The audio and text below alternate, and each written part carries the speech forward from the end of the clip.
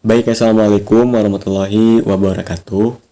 Perkenalkan, kami dari kelompok 4 dengan ketua saya sendiri Iman Mahardika dengan beranggotakan Muhammad Rahmat Subarkah, Rizal Fauzi, Intan Ramadanti, Della Hasna Agustin, dan juga Amelia Tri Anggraini.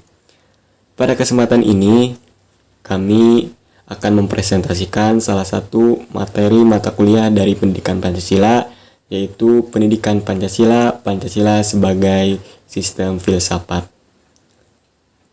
Untuk materi pertama akan dibacakan oleh Saudara Rizal Fauzi.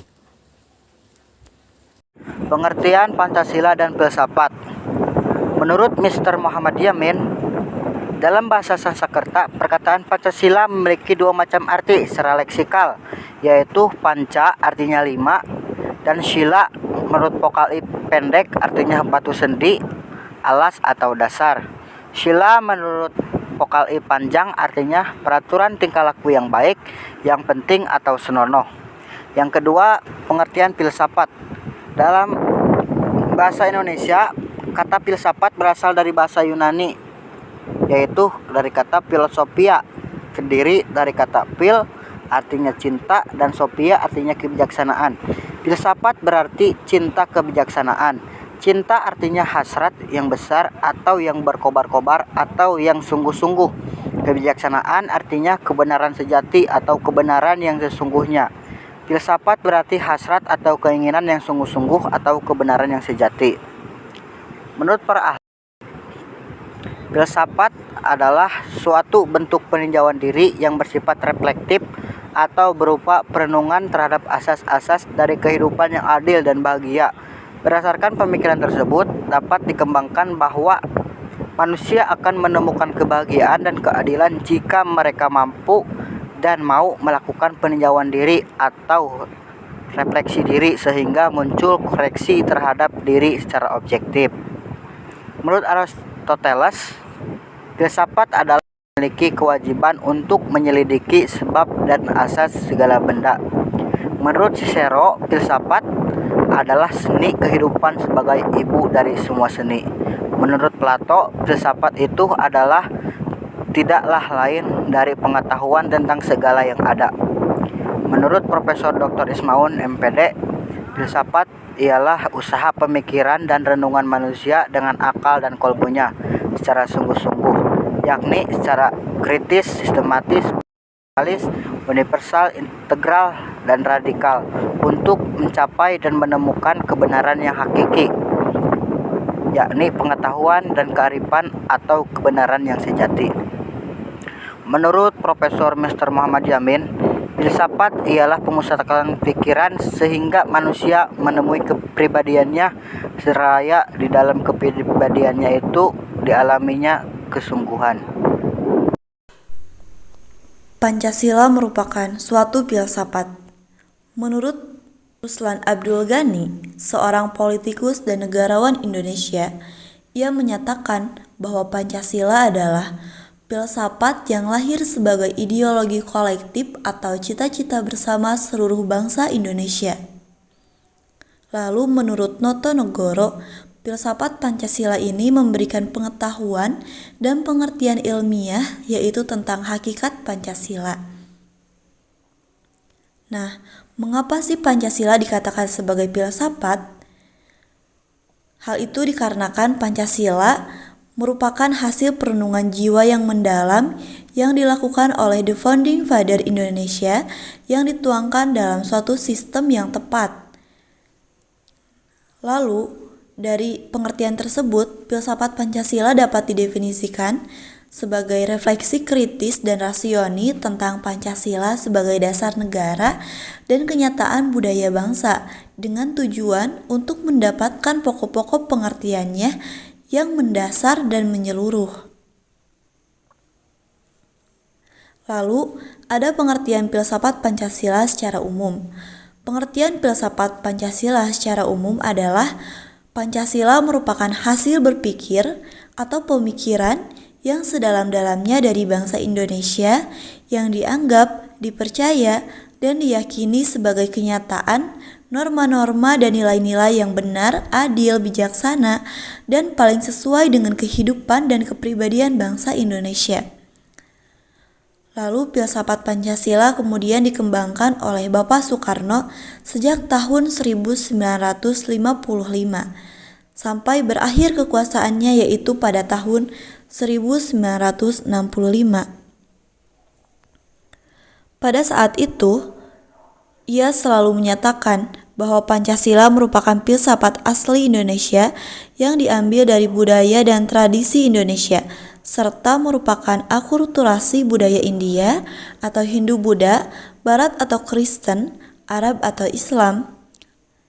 Filsafat Pancasila juga dapat digolongkan sebagai filsafat praktis, sehingga filsafat Pancasila tidak hanya mengandung pemikiran yang sedalam-dalamnya atau tidak hanya bertujuan mencari, tetapi merupakan hasil pemikiran yang berwujud filsafat Pancasila. Tersebut dipergunakan sebagai pedoman hidup sehari-hari atau way of life, agar hidup bangsa Indonesia dapat mencapai kebahagiaan lahir dan batin, baik di dunia maupun di akhirat. Objek filsafat Pancasila. Ditinjau dari segi objektifnya, filsafat meliputi hal yang ada seperti manusia, dunia, Tuhan, dan seterusnya. Ruang lingkup objek filsafat, objek material, dan objek formal. E.C. Ewing dalam bukunya Fundamental Question of Philosophy 1962 menyatakan bahwa pertanyaan-pertanyaan pokok filsafat secara tersirat menunjuk objek filsafat ialah truth kebenaran, matter materi, mind pikiran, the relation of matter and mind, hubungan antara materi dan pikiran, space and time, ruang dan waktu, cause sebab-sebab, freedom kebebasan, monism versus pluralism, serba tunggal lawan serba jamak, dan God Tuhan. Pendapat di atas menggambarkan betapa luas dan mencakupnya objek filsafat baik dilihat dari substansi masalah maupun sudut pandang masalah. Dapat disimpulkan bahwa objek filsafat adalah segala sesuatu yang berwujud dalam sudut pandang dan kajian yang mendalam atau radikal. Secara lebih sistematis, para ahli membagi objek filsafat ke dalam objek material dan objek formal. Objek material adalah objek yang secara wujudnya dapat dijadikan bahan telaahan dalam berpikir, sedangkan objek formal adalah objek yang menyangkut sudut pandang dan dalam melihat objek material tertentu. Menurut Endang Saifuddin Ansori 1981, objek material filsafat adalah sarwa yang ada segala sesuatu yang berwujud yang pada garis besarnya dapat dibagi atas 3 persoalan pokok, yaitu 1. Hakikat Tuhan, 2. Hakikat alam, dan 3. Hakikat manusia. Sedangkan objek formal filsafat ialah usaha mencari ketenangan secara radikal terhadap objek material filsafat. Dengan demikian, objek material filsafat mengacu pada substansi yang ada dan mungkin ada dapat difikirkan oleh manusia, sedangkan objek formal filsafat menggambarkan tentang cara dan sifat berpikir terhadap objek material tersebut. Dengan kata lain, objek formal filsafat mengacu pada sudut pandang yang digunakan dalam memikirkan objek material filsafat. D. Pancasila melalui pendekatan dasar ontologis, epistemologis, dan aksiologis. Yang pertama adalah dasar ontologis atau hakikat manusia. Sila-sila Pancasila manusia sebagai pendukung pokok. Sila-sila Pancasila sebagai ontologis memiliki hal-hal yang mutlak, yaitu terdiri atas susunan kodrat, raga, dan jiwa jasmani dan rohani. Sifat kodrat manusia adalah sebagai makhluk individu dan makhluk sosial, serta kedudukan kodrat manusia sebagai makhluk pribadi, berdiri sendiri, dan sebagai makhluk Tuhan yang Maha Esa. Oleh karena itu, kedudukan kodrat manusia sebagai makhluk pribadi, berdiri sendiri, sebagai makhluk Tuhan, inilah maka secara hierarkis sila pertama ketuhanan yang Maha Esa mendasari dan menjiwai keempat sila-sila Pancasila yang lainnya. Menurut Noto Nagoro tahun 1975-53. 1. Sila pertama, Tuhan adalah sebagai asal mula segala sesuatu. Tuhan adalah mutlak, sempurna, dan kuasa, tidak berubah, tidak terbatas, pula sebagai pengatur tata tertib alam. Menurut Noto Nagoro 1975-78. Kedua, sila kedua, kemanusiaan yang adil dan beradab, negara dan lembaga kemanusiaan yang diadakan oleh manusia. Noto Nagoro 1975. Sila ketiga, Persatuan Indonesia. Persatuan adalah sebagai akibat adanya manusia sebagai makhluk Tuhan yang Maha Esa. Adapun hasil persatuan adalah rakyat, sehingga rakyat adalah merupakan unsur pokok negara. 4. Sila keempat. Maka pokok sila keempat ialah kerakyatan, yaitu kesesuaian dengan hakikat rakyat. 5. Sila kelima.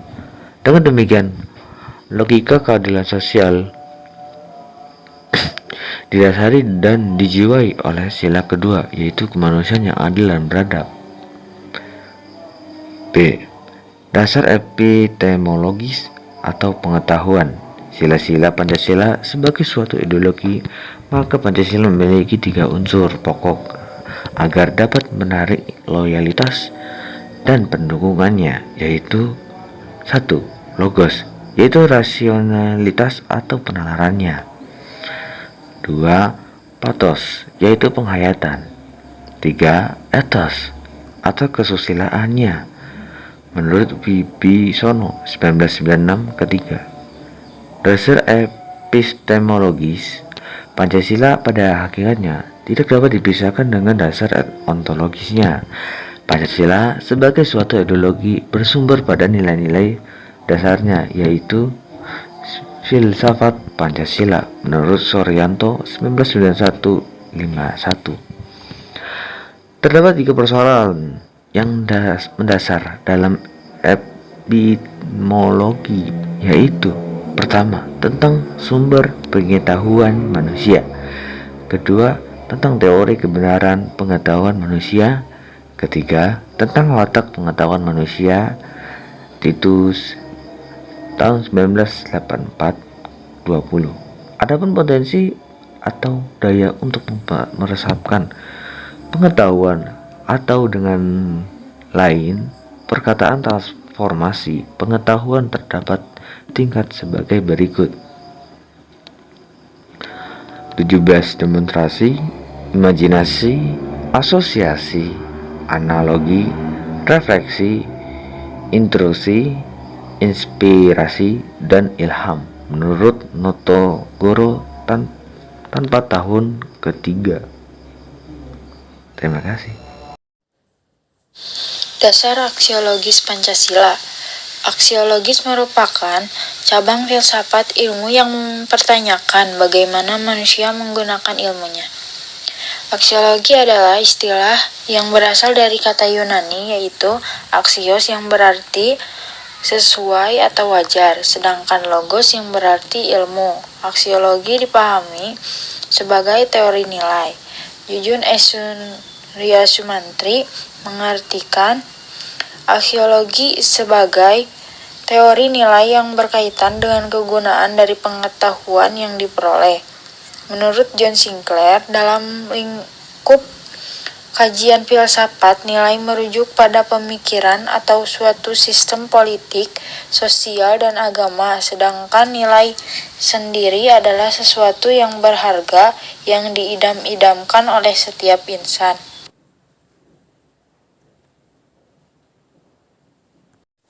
Selanjutnya untuk materi terakhir, yaitu hakikat Pancasila.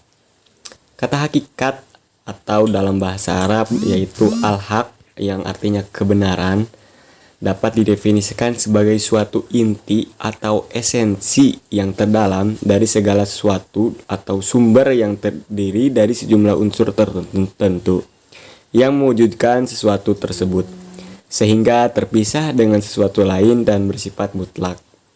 Contohnya, pada hakikat air, yang tersusun atas 2 unsur mutlak, yaitu hakikat hidrogen dan oksigen. Selanjutnya, hakikat dapat dipahami dalam 3 kategori, yaitu yang pertama hakikat abstrak. Hakikat jenis ini atau hakikat yang umum yang mengandung unsur-unsur yang sama, tetap dan tidak berubah. Yang kedua, hakikat pribadi, atau juga hakikat yang memiliki sifat khusus. Yang ketiga, hakikat konkret atau juga yang bersifat nyata sebagaimana dalam kenyataannya. Itu adalah kategori dalam memahami hakikat. Jadi kesimpulannya, berfilsafat adalah berpikir secara mendalam dan sungguh-sungguh terhadap apa yang kita pikirkan. Sedangkan Pancasila sebagai sistem filsafat adalah suatu kesatuan, bagian-bagian yang saling berhubungan, saling berkaitan antara satu dengan yang lainnya. Dan juga saling bekerja sama antara sila yang satu dengan sila-sila yang lainnya. Tujuannya adalah tujuan untuk tertentu dan secara keseluruhan merupakan suatu kesatuan yang utuh yang mempunyai beberapa inti sila, nilai, dan landasan yang mendasar.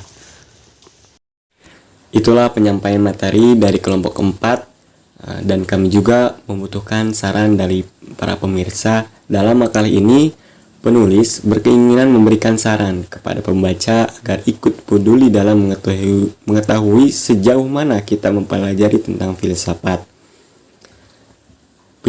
Pancasila dan Pancasila sebagai sistem filsafat. Semoga dengan makalah ini, para pembaca dapat menambah cakrawala ilmu pengetahuan dan bermanfaat untuk kehidupan.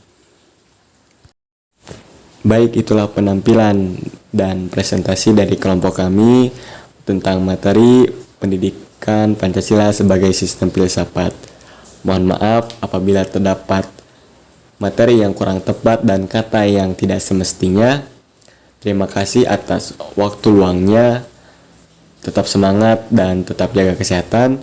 Ditutup. Wassalamualaikum warahmatullahi wabarakatuh.